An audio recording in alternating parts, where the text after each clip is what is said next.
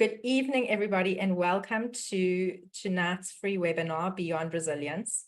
I am thrilled to have you with me, and even more thrilled to have my special guest, Chaya, who I met a few months ago already. The minute that I met her, I knew that this was somebody that I wanted to interview, because when she started talking to me about the work that she was doing with the inner child, like, what was it, the Jerry Maguire movie where he walks in and he gives this whole spiel. He's trying to win her back.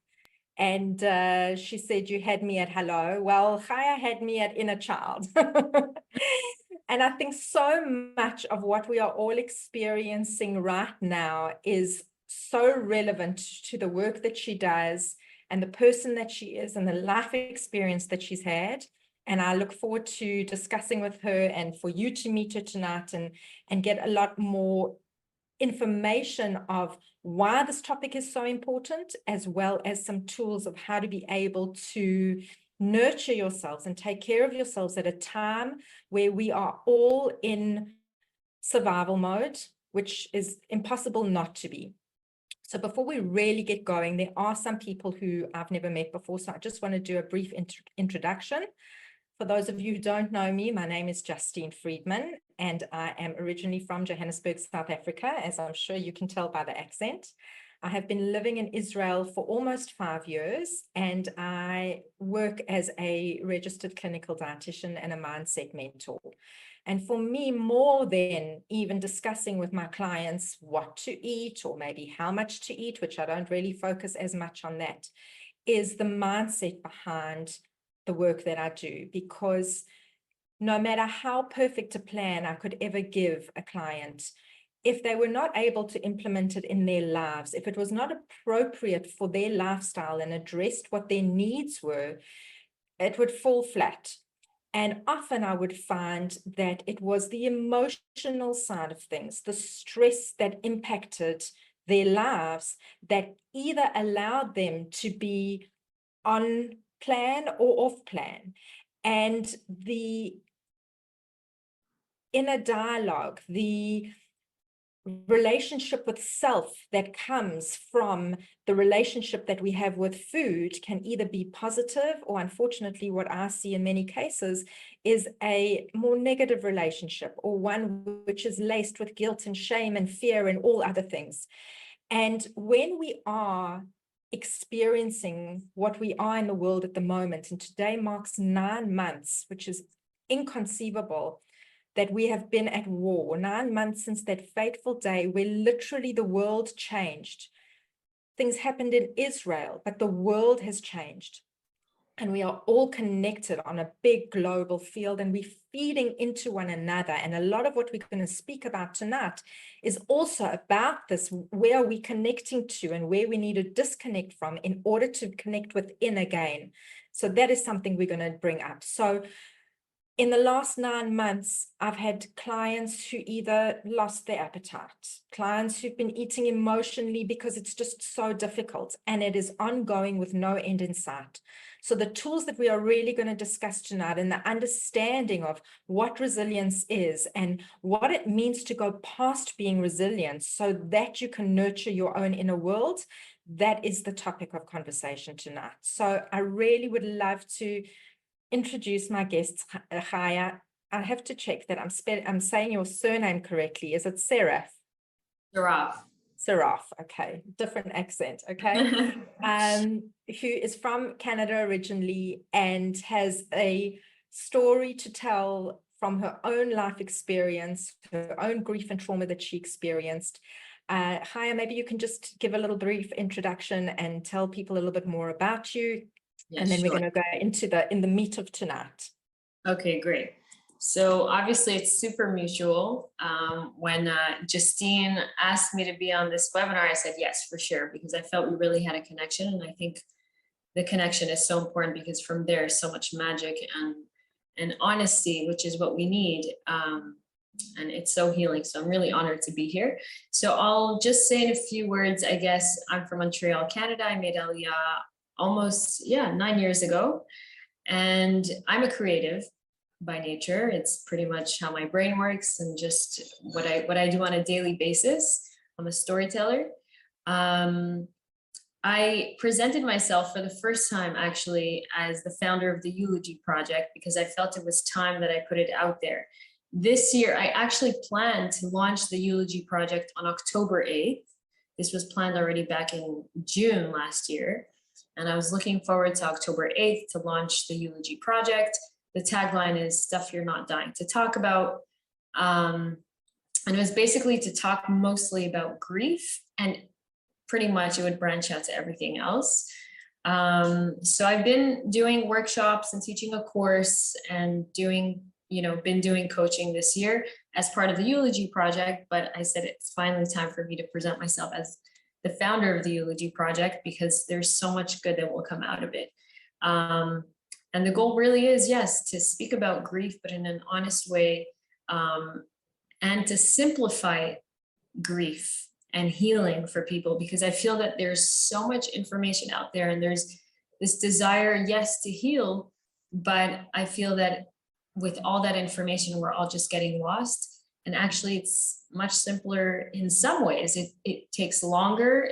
I'm not saying that trauma is simple, but I'm saying that there is, certain reminders that we can keep that will help us be a little bit more grounded in our healing.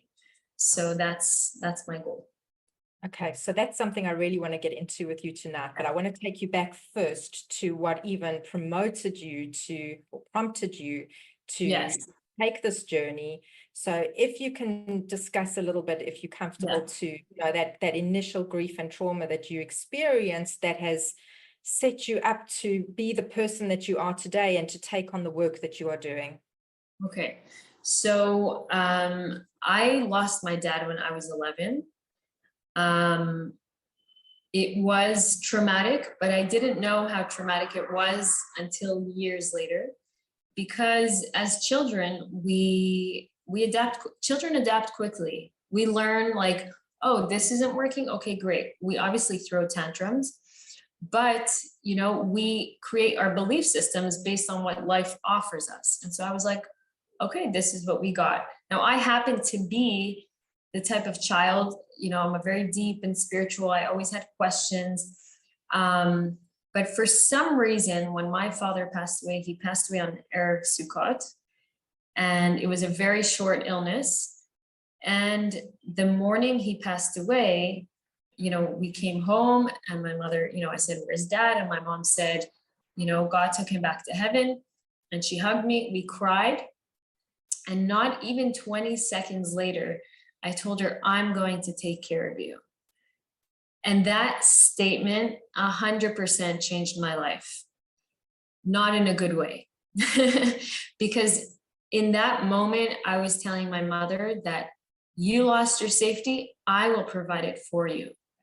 Now, I was 11, and I remember my mother pulling me away from her and telling me, like, what did you just say? What was that, But we never got into it. But I made this decision that I was going to be strong and I was going to get through this. There wasn't many conscious decisions happening. It was just, I lost all sense of safety. I mean, we're 8 children, and that was a role I took. It was. And where are you in the 8? Were you the oldest? No, I'm the 5th. People always ask me if I'm the oldest. I'm like, no. But a part of me felt I was, I would take notes like, okay, what happens after a year of, and I would write this down. I was like, okay, he reacted this way when we came, because we would visit every year, we would go visit my father's grave. And I wanted to understand the data. I was intellectualizing everything. So I was basically locking myself out of my heart. I had nightmares of a world burning down and, fear of losing, which is normal because, once you lose someone, you're afraid you're going to lose. So I lost all sense of safety.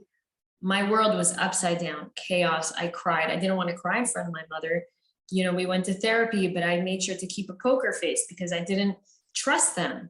I thought they were doing a really poor job. They were making us watch our parents' wedding video in front of us, and they were watching us watch it. And I was like, this can't be real, there was this constant anyways, but years later, when I was 25, I moved to Israel, and all that grief came I mean, if I tell you crashing down, it came crashing down on me.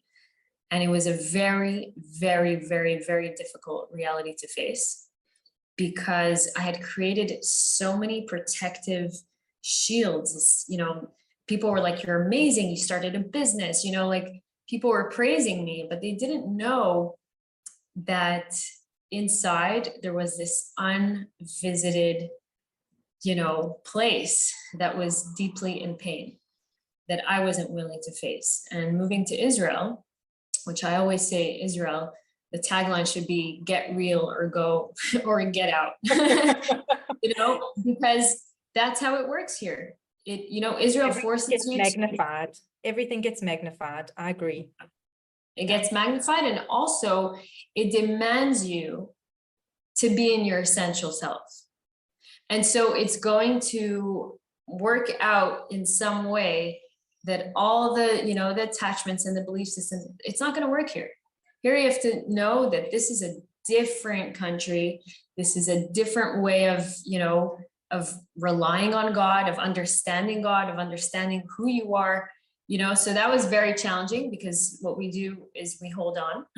We don't want, you know, our beliefs challenged, because we don't know who we are without them.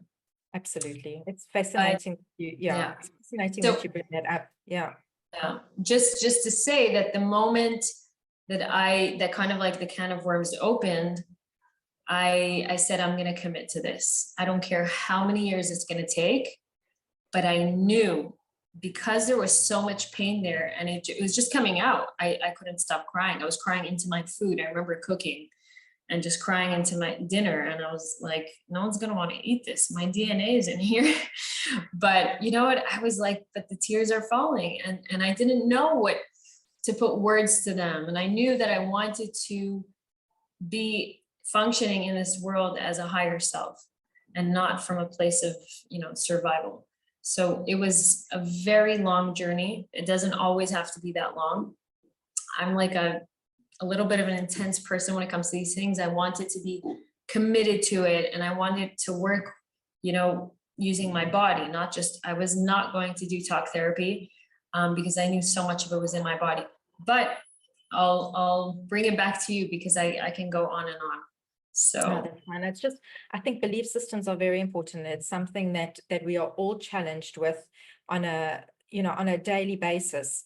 We're going to speak a little bit to the inner child just now, and I'm doing a lot of work at the moment with, you know, recognizing where I'm showing up in the world. And I find that, and since the war, it's been even more intensified. And I think that there is something about grief being re-triggered from the war. And I think there's something about trauma being re-triggered from the war, and things that we haven't dealt with are going to be brought up into the spotlight again, which is why the women I work with, I encourage them to delve into this with me and with a therapist that they're comfortable with, because it's showing up in their food choices. It's showing up in how they're relating in their lives and in their relationships. And I believe that those belief systems that we form are formed when we are much younger. They are formed from an age where we are very impressionable, but we should not really be forming, you know, but the belief systems that we need to be using as an adult need to be different or need to be revisited. So you spoke about coming from your higher self, and I was listening to a very interesting, very short podcast by Charlie Harari. I don't know if you've ever listened to him. And he was speaking specifically about the lower self and the higher self. And the lower self really is when we are a child and we are very self-centered and the world revolves around us. And as we grow, we are meant to evolve to be able to work from a much higher place and not from that reactive place. But when we have formulated these belief systems when we are much younger, it is the child that forms them. So when we are coming up against a situation like we've experienced in the last 9 months, it is not always our higher selves that are running the show. It is very often our lower childlike parts of us. And I want to go a little bit more into with you tonight, how we can allow that inner child, that younger version of ourselves, to have expression when it in a very safe way, because I think very often that child is the one that feels fear and doesn't feel safe, and that is why she's getting our attention. And what we can do to honor her, but still then live from a higher place, not live from that lower self. So I'm curious, if you can speak a little bit more to that. I know we're speaking about quite high concepts here, and if anybody has any questions or they want to make comments in the chat, really, I invite you to, but this is quite a deep topic that I want to be able to unpack for you tonight, so bear with us, and we're going to get to the practical stuff. Okay, so I want to say a few things about that. Someone asked a question. Yes, it's Charlie Harari. I'll write it in the chat. Okay, I just want to maybe redefine something. Instead of you saying the lower self, I would say the wounded self. When I hear people say fighting my demons, I'm like, no, it's your wounded child. To always try to look at it in a positive light and a compassionate light. So it's not that we have our lower selves, it's just maybe a neglected self or a wounded self that we just need to tend to. And what comes to mind, especially in this war, we're being forced to be a responsible adult. Now, imagine being a responsible adult who didn't have a childhood. You resent kind of like, your children nagging you because, I need to take care of myself and you're asking me to take care of you, but I don't have anything to give because I haven't nurtured myself, and so part of being a responsible adult in this war and in these absolutely crazy times is that we absolutely have to take care of our inner child. And that can mean many different things. First of all, many of us don't always tap into our emotions. For some people, it comes easily. They're super connected and they feel their emotions and they can actually feel it in their body and they express it through tears or whatever. But there are certain people that it doesn't come so naturally. And I can tell you that I, for example, did not have, because I was locking myself out, which emotions show us who we are. I don't think we realize how much. Emotions, again, I'm going to say it again, emotions tell us who we are. And so if we're locked out of that space and we're feeling numb and we're feeling disconnected, we're losing touch with ourselves.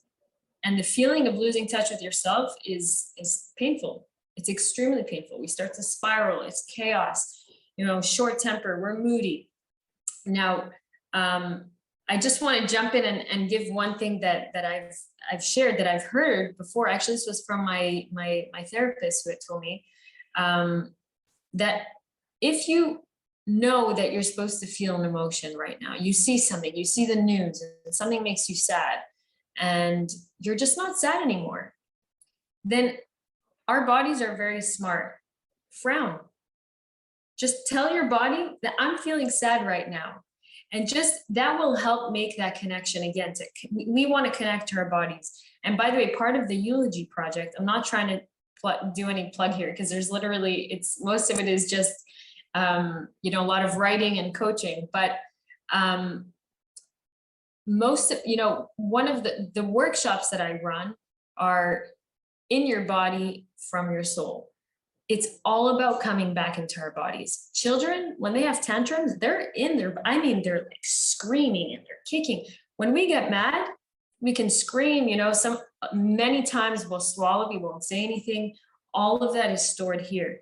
Now, emotions are trapped in two ways. Either we stop breathing or we just constrict our muscles. Now, think of all the times during this war, and I think of this on a daily basis, where you've just been tense. How many emotions have just been stored?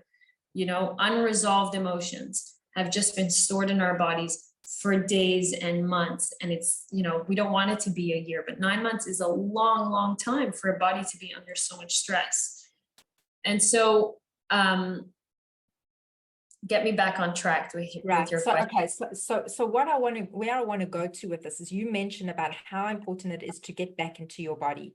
And Yes. I love, like, the emotions are also our signposts. Our feelings are our signposts of where we need to pay attention to. Yeah. And I do think that sometimes, you know, especially because certain of them are so uncomfortable, it can feel really very uncomfortable when you are feeling things or allowing yourself back into your body where you haven't been able to before.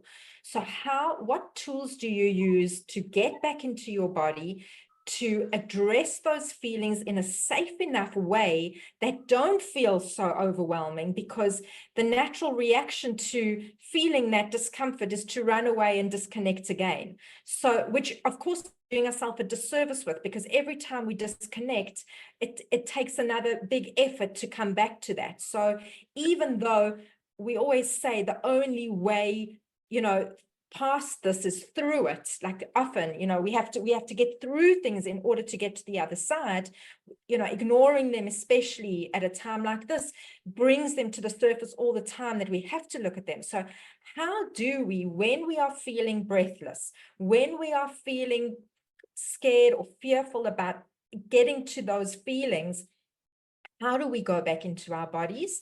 And how do we allow those feelings a safe space to be expressed without, or maybe allowing the overwhelm for short periods of time?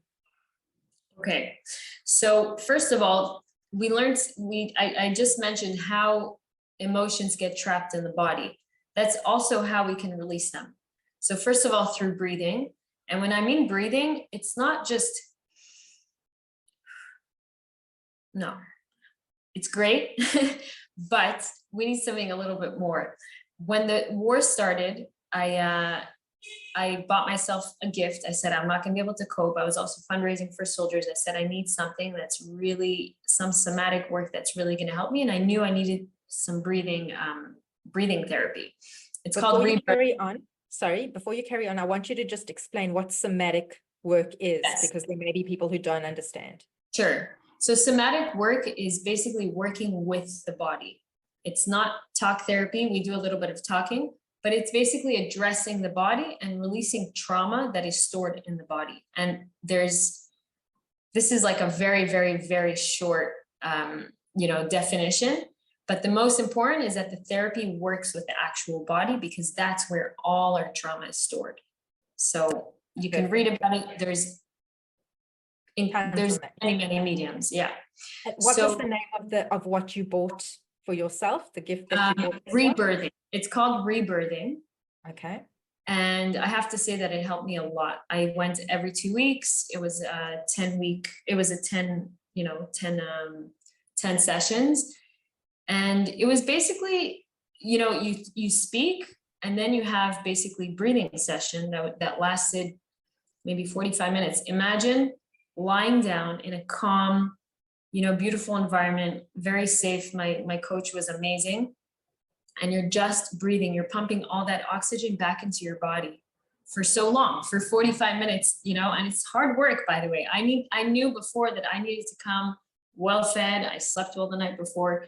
But when so much oxygen is being pumped back into the body and the brain, it becomes an incredibly safe space for the body to suddenly feel feelings that need to be felt. And just feeling them releases them. You don't have to think about it. Sometimes I sit and I'm anxious and I'm sitting and I'm like, what am I feeling? And I'm like, you're doing the opposite of what you need to do. Just feel it. Just let it come up. It's going to feel maybe nasty. Maybe you'll feel it in your arms. Maybe you'll feel shudder, which is great. That means that your body's trying to, get rid of it. But, and I do want to show what kind of breathing it is, because maybe you guys can do this at home. But it basically goes like this.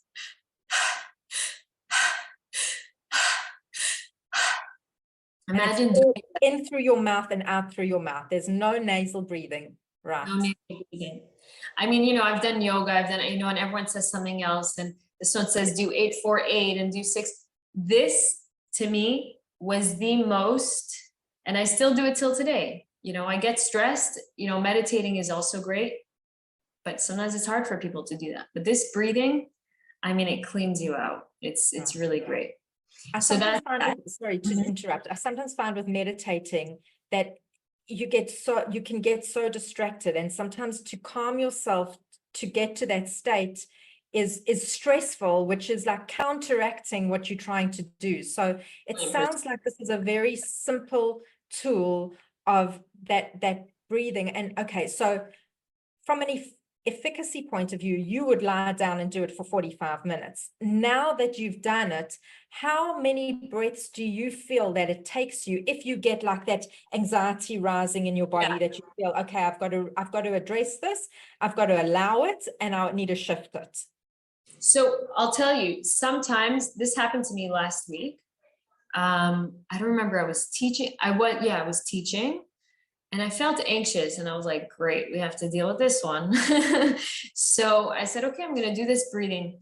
It was 5 minutes, literally 5 minutes, but I knew that that's what I needed. And it calmed me down. It just calmed me down, because meditation is much harder in these days, because until you get calm and you meditate, it's gonna take a long time. I mean, so meditation is good if you've been doing this for a while and you can tap into it. But this breathing, I highly suggest it. Even 2 minutes of it. I don't know, take 2 minutes to sit on your couch, do it standing, do it sitting, but just do it, and you're going to feel something in your body. The other thing that I want to mention, and I know this is obvious and people say this all the time, but movement, we need it. It's, our trauma, again, is in our bodies. We need to be moving, and that releases, I go to the gym. I, started lifting weights. It's very new for me, but I can tell you that the first few times that I started doing strength training, I came back, I was crying. I mean, like, I didn't understand what was happening. And I realized, okay, like I'm working out parts of my body. And a lot of trauma, by the way, is stuck in our hips. Women should be belly dancing. Like I'm saying, there's a lot of trauma in our hips, which is really, it's our feminine area. This is so much of who we are, and so much of that trauma is stored here. And we know as women how much we take on, and we don't say anything. And every woman is carrying a mountain of her own.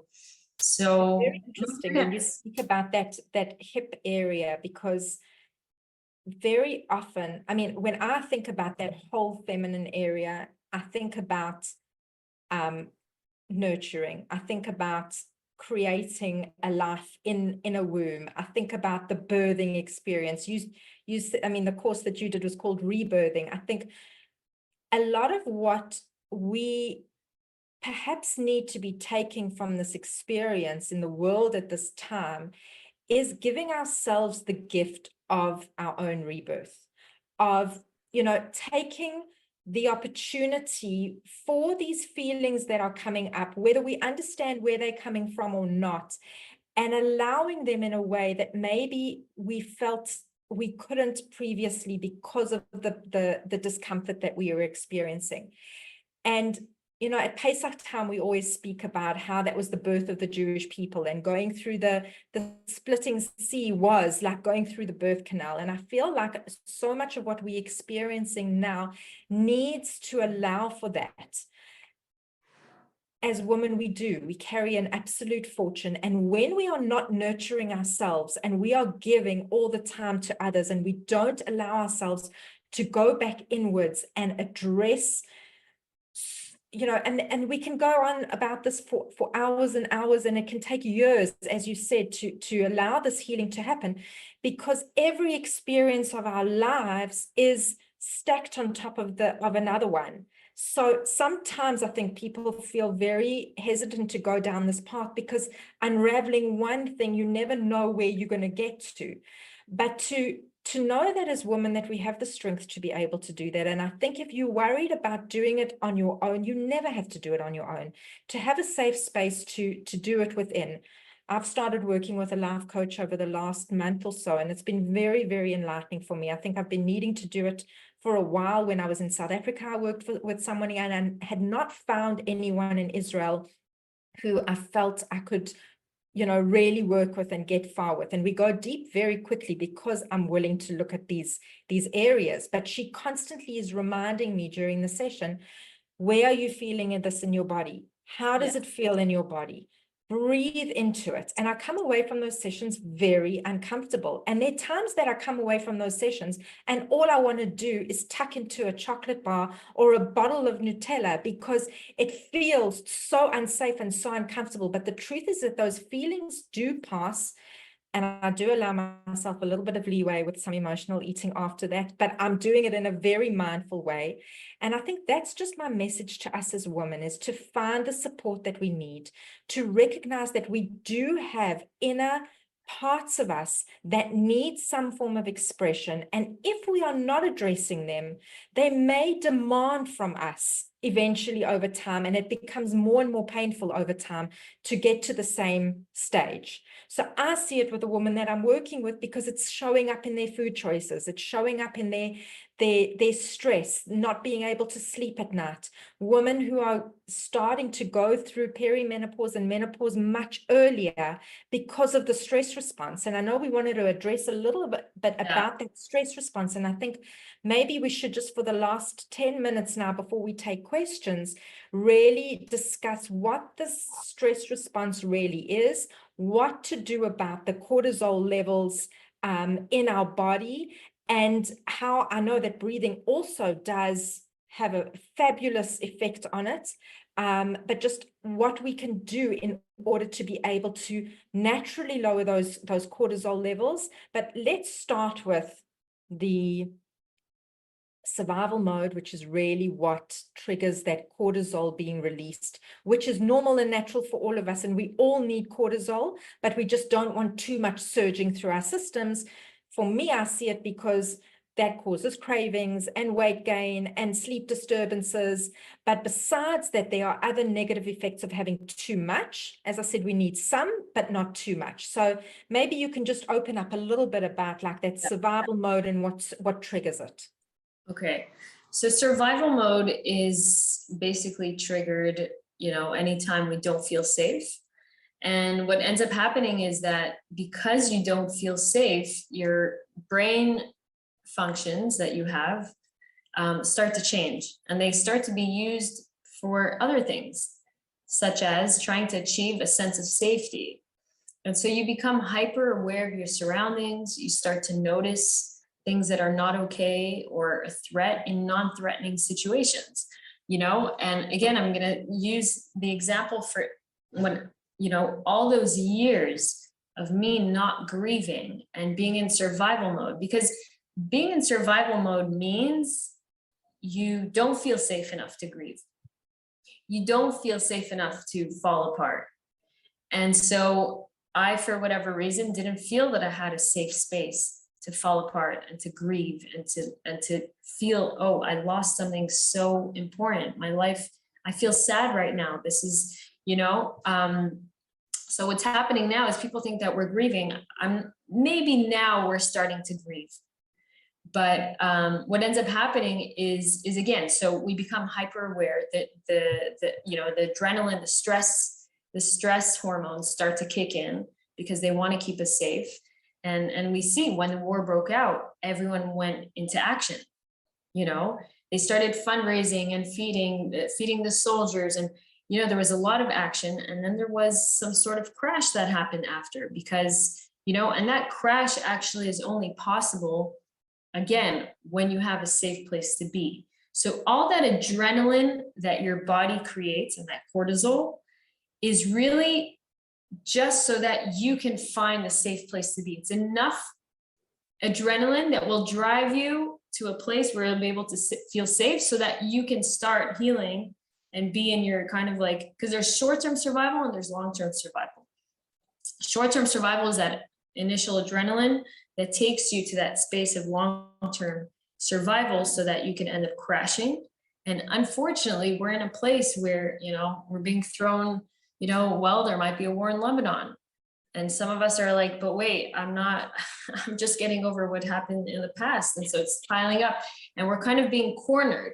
Some of us feel cornered by this, it's by this trauma, by this, So living with adrenaline and cortisol, the stress hormones, for a consistent amount of time, obviously you're more prone to anxiety and depression, but your body, I mean, eating wise, completely changes. You can lose your hunger cues, you can be overeating. I know for myself, I had issues with eating.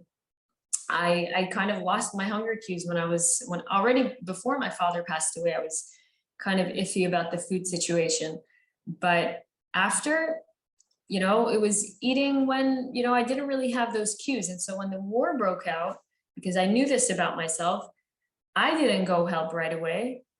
I was home. I was cooking. I was like, you're going to eat breakfast, you're going to eat lunch, you're going to eat dinner, because I'm not having you crash. I knew that my hunger cues would go flying out the window. And so I was kind of pressured. I was like, people right down the block are getting together and making packages for soldiers and all that stuff. And I said, you're not going on self-destruct. You're not doing that to yourself, because I knew that pattern. We're not invincible. My survival, I do very well in survival because I've been doing it for years.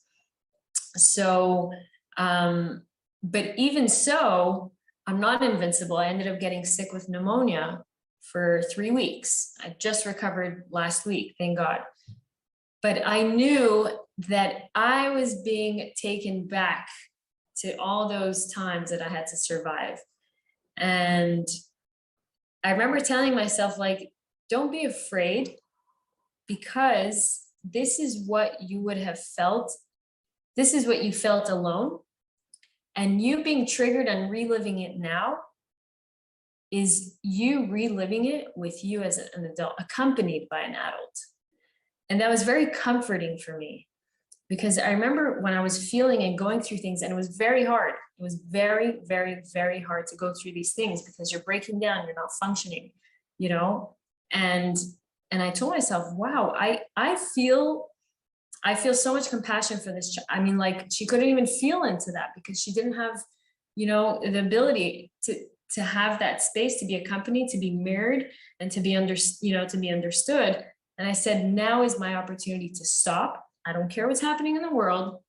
I will accompany this child of mine, and I will tend to her, because this is what she needs right now. And I really, really, truly believe, again, in all the years, it's been 8 years of, I don't say I'm still healing, because it's like, it's endless. We're just living now, but there is a time where we're really focused on our healing.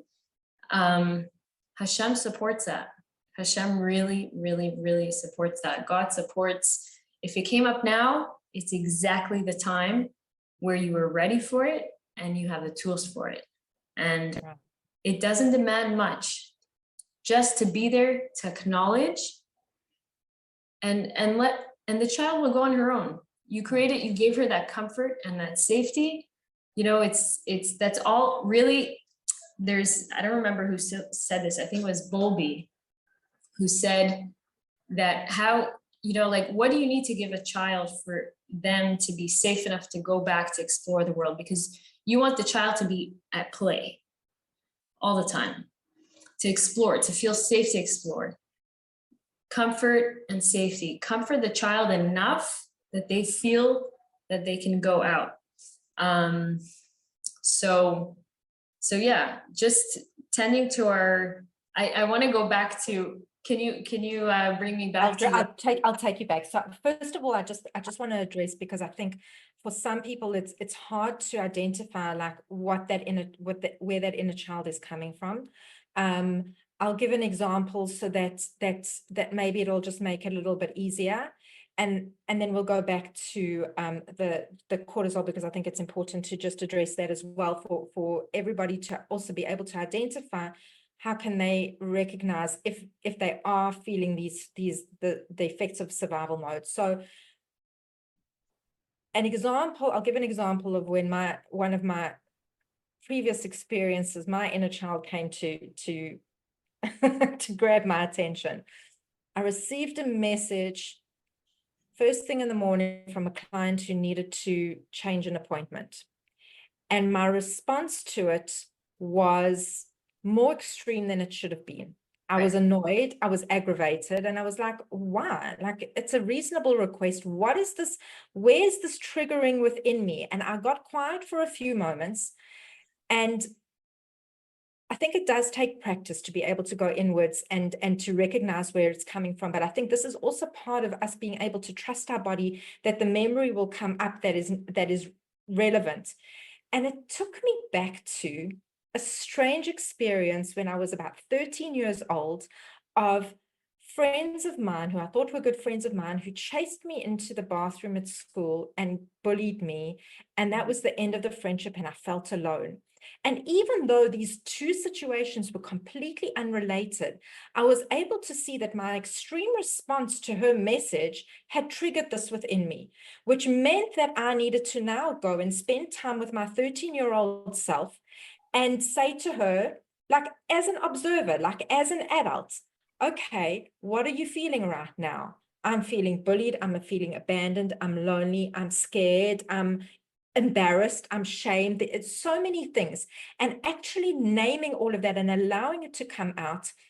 And once I did, I actually imagined myself taking her and hugging her and holding her, which is exactly what you said. You have to be able to give them comfort and a safe space. And then I could release it. Now, in the past, it would have driven me insane the whole day. I would have churned over and over about this message and what she'd said and what I'd responded and how I'd responded. I did not respond until I knew where it was coming from. And then I could respond from an adult place, not from that inner triggered space. So I think that's just an example of how to be able to identify when you are triggered by something that seems a bit extreme, that you can go back in, identify it's where it's coming from, spend some time with that younger version of yourself. There's a lot more that we can do with that. But just very basically for tonight, that's just one way of going about doing it. I want to take us back to the elevated cortisol response, because I think that that's something very important. Our body naturally needs adrenaline and cortisol when we're in survival mode. The fact that we exist today is because we have such a function in our body. Survival is essential. You know, if we didn't have the survival mode, we would never have run away from danger ever in the history of mankind, and we would not be living today. The cortisol rising, everyone feels it differently in their bodies. I can actually feel like the pressure in my body going up. I notice myself holding my breath. So it's interesting, like when we speak about using breath work, it's very important, because what breathing actually does, and I know I've mentioned this in previous webinars before, and I've got a whole masterclass on how to be able to activate the vagus nerve, which helps with, with cortisol levels. So our vagus nerve runs all the way through our body. And there's some of you who've been on calls with me before, and you'll know this technique. The vagus nerve runs from the base of our brain here, and it goes all the way through our body, and it connects to our diaphragm. And when we can push our diaphragm out when we breathe, we activate our vagus nerve. And it can sometimes just take 3 or 4 very deep breaths where we push our diaphragm out to take us out of that survival mode and back down into a calmer state of being, which helps to restore that cortisol back a little bit lower. There are, before going to sleep at night, very good to do these kind of breathing techniques.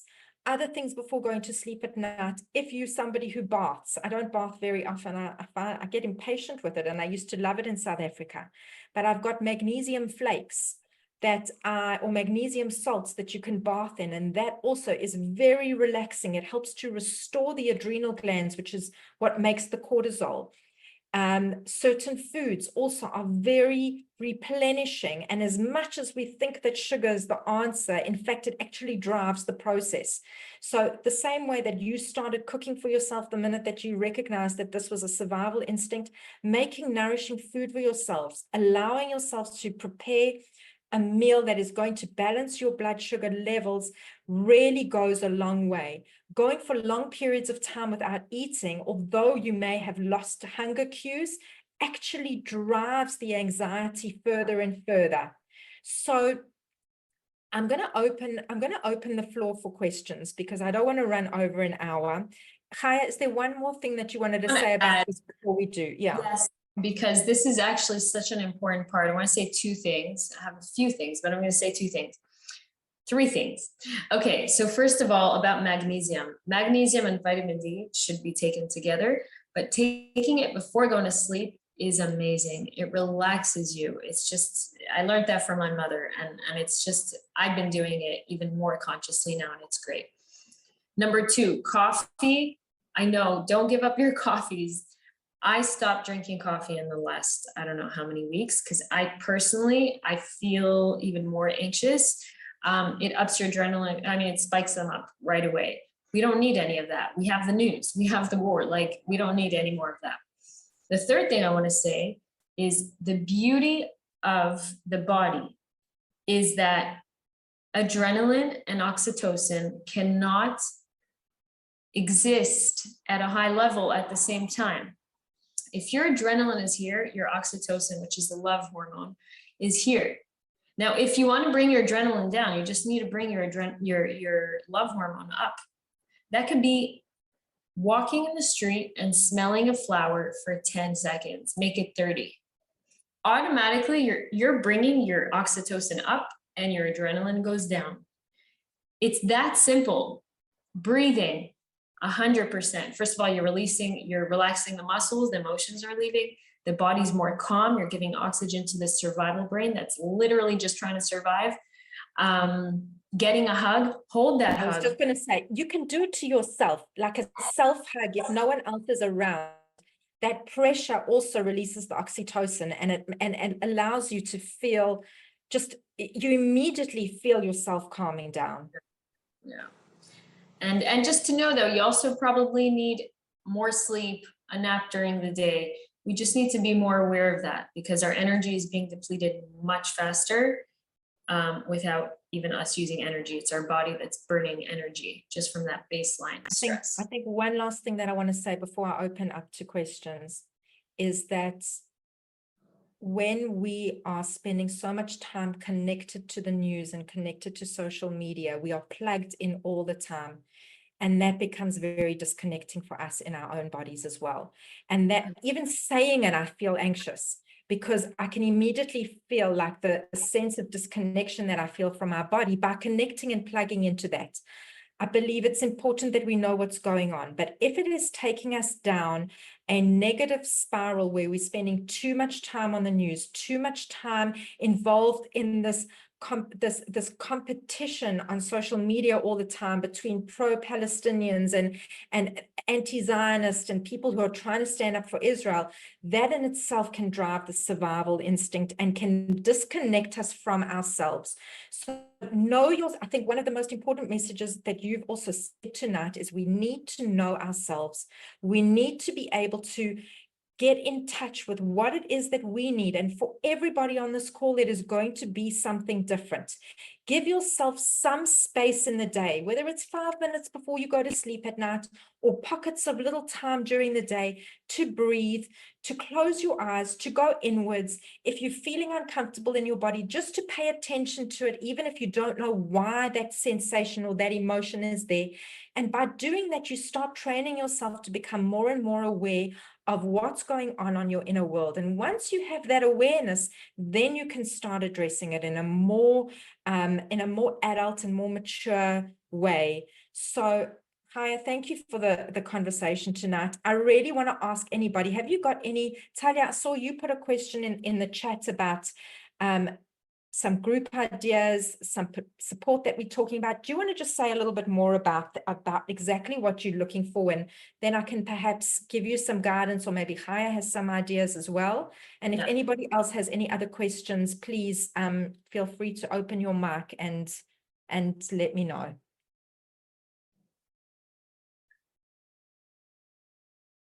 Talia, did you want to open? And oh, you can't talk now. Okay. You're looking for somatic or a talking Facebook group. Chaya, do you know of anything? Yes. So the word somatic, I mean, there are so many. Facebook. Okay. Somatic group. So there are many options. There's kinesiology, there's EMDR, there's rebirthing, which I highly recommend, especially in these times. you could feel free to reach out to me. I'm happy to connect you to, you know, someone who speaks Hebrew, someone who speaks English. I'm just What about, a fan of, you know, somatic therapy. So it's just, I find that it's so important. And if someone has the desire to do it, then I'm more than happy to help them find a way. what about tapping, the EFT? Would you put So that in the same tapping, category? so tapping is amazing. I call self-care maintenance, because people call self-care, there's maintenance. You clean your house, you got to take care of your body. So you're either choosing your nervous system or you're choosing the stress, which is adrenaline and the, you know, a calm nervous system. So the tapping is amazing to help you regulate and to get back into your body. In my experience, I haven't done full-on therapy just using that. Most therapists are trained also in EFT. I think that's what it's called. But I wouldn't say that that would be the only medium. Okay. Yeah. Can I ask you to say a little bit more about the using art and creativity? Yes. That was that I forgot to ask. If no one else has got other questions, I'm jumping in with that question. Okay. So I'm gonna say two statements, and I want you guys to think about it. I'll say them twice. But senses are stored in our subconscious mind, and feelings are stored in our conscious mind.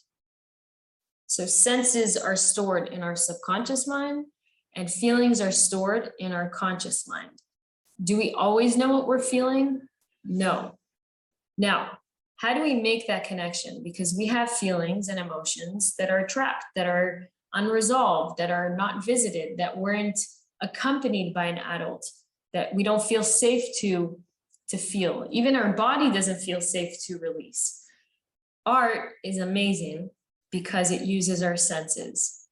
And that's why when you do art physically and working with your hands, which I really, I highly, I'm an art freak. I can go on about this forever. The importance of art. Because our senses are going to show us back into our feelings, and they'll help them release them. Pottery, you know, doing pottery teaches also patience, you know, taking the time, being in one spot, trying again. I could also be performing arts. Dance is incredibly healing. Drawing, sketching, you know, writing, of course. Writing is also super important. Coloring, I mean, get yourself a coloring book, any type of art. Why? Because our senses allow us to make that connection between our senses and our feelings. So if you can't tap into that feeling, your senses will tap that, you know, will get that for you. They'll make that connection for you. And there's going to be a lot of release. I bought myself a sketch pad after October 7th. I draw like a child, but you know what? It did me so much good. I was just drawing things that, you know, I didn't even know what I was doing, but it was very interesting to look at them after and to say, oh, interesting. So just to really get back into that space, and art is also all about exploring. And it's really, you know, they say the artist is the child who survived. So to tap back into that child and to let that free play, not to be rigid. And what do I need to do now? I need to do a shopping list. We're rigid all the time. But to get back into the art and to be free, to go watch art, go watch a play, go watch a dance, but also do it. And that allows also that our inner child is, you know, is nurtured and feels happy. And at the same time, we get to release, you know, feelings that are trapped, which cause us, you know, to have disproportionate responses, like you were saying, Right. Say a little bit more about allowing ourselves to play more in this world. I think that is something also that I wanted you to cover. Yeah. So actually, I think it was Gabor Mate who said the opposite of trauma is play. Play, and I want you to recenter me if I'm going off topic, because I can go on. Play demands trust. We're not very trusting beings as we get older. And playing demands exploring and failing and trying and exposing ourselves in a very raw and real way, which we lose over time because we need our masks to help us survive. We need our masks to help us have certain identities and statuses that allow us to survive in certain situations. But play is silly. It's, by the way, in my opinion, the most vulnerable part of us is when we're able to be silly. When was the last time you were silly with someone? When you can be silly with someone, that's like the highest form of intimacy, in my opinion, because you've let your guard down, and that's very, very, very rare. And that means that you've been in a place of total self-acceptance in that moment. Your body's free. Your body's laughing. We can even store laughter in our body that we use because laughter can also be a defense mechanism. But when you really, really laugh and you're silly with someone, there's a sense of trust. Your masks have come off. You're laughing at your own self. And so the sense of play is very much important, and to lean into that more through our children. Our children teach us everything we need to know about, they see something and it seems silly to them and they start laughing about it and they make associations to get into that space. It reminds me, a few years ago, a friend of mine decided that we should start playing charades. And I think, and we did it once and then Corona happened. So we never went back to it. But that, as you were speaking, that triggered for me like an experience of like, to play charades, really, you are asking yourself to be vulnerable, to be silly, to be, using other forms of communication that gets a message across. So, okay, so we've got some very important messages that we've covered tonight, and I know that we could keep on speaking for forever and ever, but I just wanted to thank you so much, Chaya, for being here, for sharing your wisdom, for sharing your life experience, and really just encourage everyone on the call to be brave enough to look at your inner children, because they are there they need attention, and you will be giving yourselves the biggest gift to be able to do it, and to do it in a way that is safe and that allows you the ability to grow from the experience. I know no matter what I do, I come away from a session with my therapist and there's some weeks that I feel completely wrung out. I come away for half an hour afterwards, I drive home and I don't listen to anything. I allow myself to just process it. Sometimes I need to lie down for an hour afterwards, but that it passes, and it's amazing how things move when you allow them to move. So we've covered a lot tonight. I am going to be sharing the recording as well so that you can go back and look at all the main points. And if anyone has any further questions before we end, please put them in the group. But otherwise, I'm happy for you to email either of us, and I'll also put you in touch with Chaya if you have any further questions for her. And Talia we'll look at some examples for you of groups that could be supportive as well. If you want to write me privately as well, more specifically, like what you're looking for, then that could also be helpful in us giving you the appropriate place to go to. Great. All right, Justine, this was amazing. I really feel it was such an honor to be here and to have this important conversation with you. And I hope everyone gained from it. So thank you for the opportunity. Such a pleasure. And please, God, may we all just have safety and peace in our lands, and just return those hostages and our soldiers to be safe, and just Basara Tovot, that we just continue to trust that, please, God, Hashem knows what he's doing, and to help us through it, and that we can be there to support one another as well. Thank you, Chaya. Thank you, everyone who joined us live and everyone on the recording. I hope you have benefited from tonight. Take care. Thank you.